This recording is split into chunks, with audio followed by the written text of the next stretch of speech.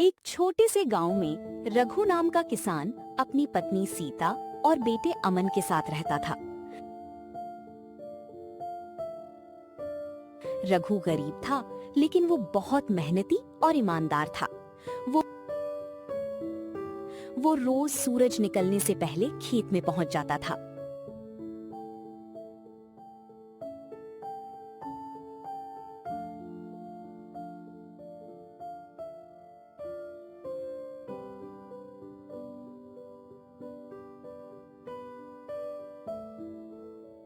उस साल गांव में बारिश बहुत कम हुई। धीरे धीरे खेतों की मिट्टी सूखने लगी और फसल के पौधे मुरझाने लगे। रघु के लिए ये बहुत बड़ी चिंता थी, क्योंकि उसके परिवार की सारी उम्मीदें उसी फसल पर टिकी थीं।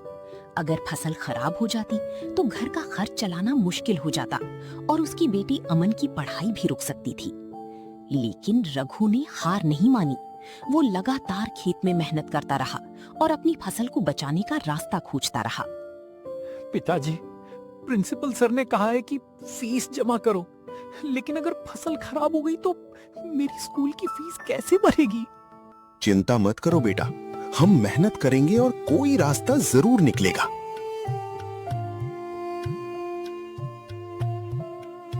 फसल बचाने के लिए रघु को अच्छे बीज और पानी की जरूरत थी।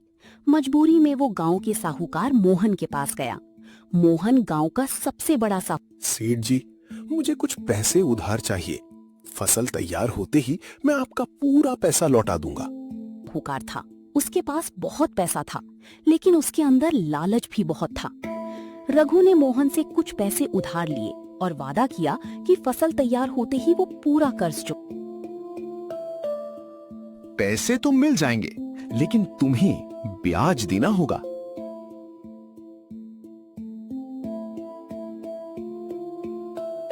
मोहन ने पैसे तो दे दिए, लेकिन उसने रघु से ब्याज लेने की शर्त रखी। मजबूरी में रघु ने उसकी शर्त मान ली। कुछ दिनों तक आसमान साफ रहा, लेकिन एक दिन अचानक आसमान में काले बादल छा गए। तेज हवा चलने लगी और देखते ही देखते बारिश शुरू हो गई। रघु के खेतों को जैसी नई जिंदगी मिल गई। सूखे पौधों में फिर से हरियाली दिखाई देने लगी। रघु और उसका बेटा अमन बारिश देखकर बहुत खुश हुए। पिताजी, बारिश आ गई। देखो अमन, बारिश आ गई। अब हमारी फसल जरूर बच जाएगी। रघु को विश्वास हो गया कि अगर वो अब और मेहनत करेगा तो उसकी फसल जरूर अच्छी होगी। बारिश के बाद रघु ने दिन रात खेत में मेहनत करना शुरू कर दिया। जब मोहन ने रघु की अच्छी फसल देखी तो उसके मन में लालच आ गया। उसने सोचा कि अगर वो किसी तरह रघु को फंसा ले और उसकी फसल बहुत कम कीमत में हासिल कर ले तो वो उससे बहुत ज्यादा पैसा कमा सकता है। मोहन ने रघु के साथ धोखा करने की योजना बना ली। उसे लगा कि गरीब किसान के पास उसके खिलाफ कोई सबूत नहीं होगा और वो आसानी से रघु की जमीन और फसल अपने कब्जे में ले लेगा। एक दिन रघु अपने कर्ज का पैसा लेकर मोहन के पास पहुंचा। रघु ने अपना पूरा हिसाब चुकाने के लिए पैसे दिए, लेकिन मोहन ने लालच में आकर अपने हिसाब की किताब में रकम बढ़ा दी। उसने रघु से कहा कि अभी उसका कुछ पैसा बाकी है। साहूकार जी, ये रहा आपका पूरा पैसा। आपने मुश्किल समय में हमारी बहुत मदद की। धन्यवाद। मैं जिंदगी भर आपका आभारी रहूंगा। रघु बहुत हैरान हुआ, क्योंकि उसके हिसाब से वो पूरा कर्ज चुका चुका था। लेकिन मोहन अपनी बात पर अड़ा रहा और उसने धमकी दी कि अगर बाकी पैसा नहीं दिया गया तो रघु का खेत उसके कब्जे में चला जाएगा। रघु के पैरों तले जमीन खिसक गई। रघु भारी मन से घर लौट आया। उसके चेहरे की परेशानी देखकर सीता और अमन भी चिंतित हो गए। रघु ने उन्हें पूरी बात बताई। उसने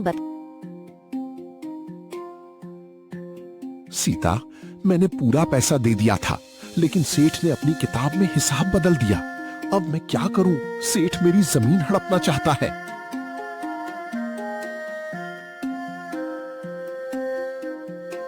बताया कि उसने अपना पूरा कर्ज चुका दिया था, लेकिन मोहन ने हिसाब बदलकर उसके ऊपर और पैसा निकाल दिया था।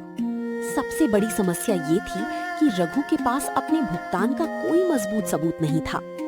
उस रात रघु बहुत परेशान रहा, लेकिन उसके परिवार ने उसे हिम्मत नहीं हारने दी।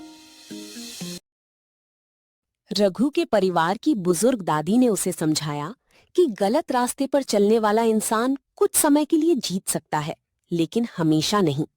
उन्होंने कहा कि इंसान चाहे कितना भी चालाक क्यों न हो, उसके कर्म उसका पीछा कभी नहीं छोड़ते। बेटा, गलत रास्ते पर चलने वाला इंसान कुछ समय के लिए जीत सकता है, लेकिन हमेशा नहीं। कर्म का हिसाब कभी गलत नहीं होता। सच्चाई की राह मुश्किल जरूर होती है, लेकिन अंत में जीत हमेशा सच्चाई की होती है। दादी, मैं गलत के सामने हार नहीं मानूंगा। मैं पंचायत में जाकर सच्चाई बताऊंगा। अमन ने भी अपने पिता की परेशानी देखकर ठान लिया कि वो सच्चाई सामने लाने में उनकी मदद करेगा। रघु ने भी हिम्मत जुटाई और फैसला किया कि वो इस अन्याय के खिलाफ गांव की पंचायत में जाएगा। अगले दिन रघु गांव की पंचायत में पहुंचा। गांव के बड़े बुजुर्ग और कई किसान वहां मौजूद थे। रघु ने पंचायत को पूरी घटना बताई और कहा कि उसने मोहन का पूरा कर्ज चुका दिया है। मोहन ने अपनी हिसाब की किताब दिखाकर रघु को गलत साबित करने की कोशिश की। कुछ समय के लिए ऐसा लगने लगा कि शायद रघु अपनी बात साबित नहीं कर पाएगा, लेकिन तभी रघु के बेटे अमन को एक पुरानी बात याद आई। पिताजी, मुझे याद आया, उस दिन आपकी दुकान के बाहर एक व्यापारी खड़ा था। हमें उस व्यापारी को जरूर ढूंढना चाहिए।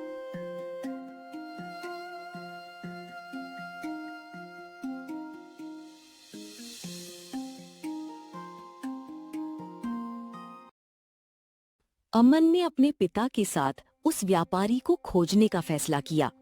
काफी तलाश के बाद उन्हें वो व्यापारी मिल गया।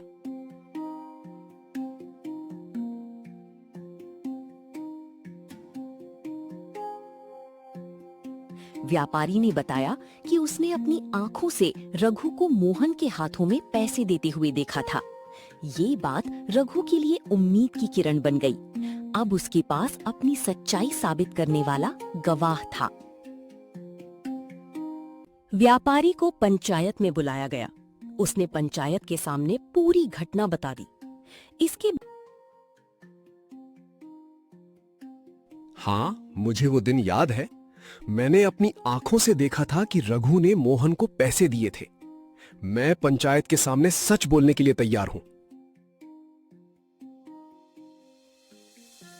बाद पंचायत ने मोहन की पुरानी हिसाब की किताबें और रसीदें जांचना शुरू किया। जांच के दौरान पता चला कि मोहन ने सिर्फ रघु के साथ ही नहीं, बल्कि गांव के कई किसानों के हिसाब में भी हेराफेरी की थी। एक एक करके कई किसान सामने आए और उन्होंने मोहन की शिकायत की। अब मोहन की सारी चालाकी और लालच सबके सामने आ चुका था। पंचायत ने मोहन को आदेश दिया कि उसने किसानों से जितना गलत पैसा लिया है वो सब वापस करे। मोहन को अपनी गलती का एहसास हुआ। जिस लालच के कारण उसने दूसरों को परेशान किया था, उसी लालच ने अब उसकी अपनी इज्जत और जमा पूंजी को नुकसान पहुंचा दिया था। मोहन ने रघु से माफी मांगी। रघु, मैंने बहुत बड़ी गलती की, मुझे माफ कर दो। अब मैं कभी किसी गरीब के साथ धोखा नहीं करूंगा। रघु ने अपने मन में कोई बदला नहीं रखा और उसे माफ कर दिया। लेकिन उसने मोहन को ये समझाया कि जिंदगी में पैसा कमाने से ज्यादा जरूरी है ईमानदारी से जीना। रघु ने अपनी फसल बेचकर अमन की स्कूल फीस भर दी। उसने अपने परिवार के लिए जरूरी सामान खरीदा और अगली फसल की तैयारी शुरू कर दी। अमन भी अपनी पढ़ाई में मेहनत करने लगा।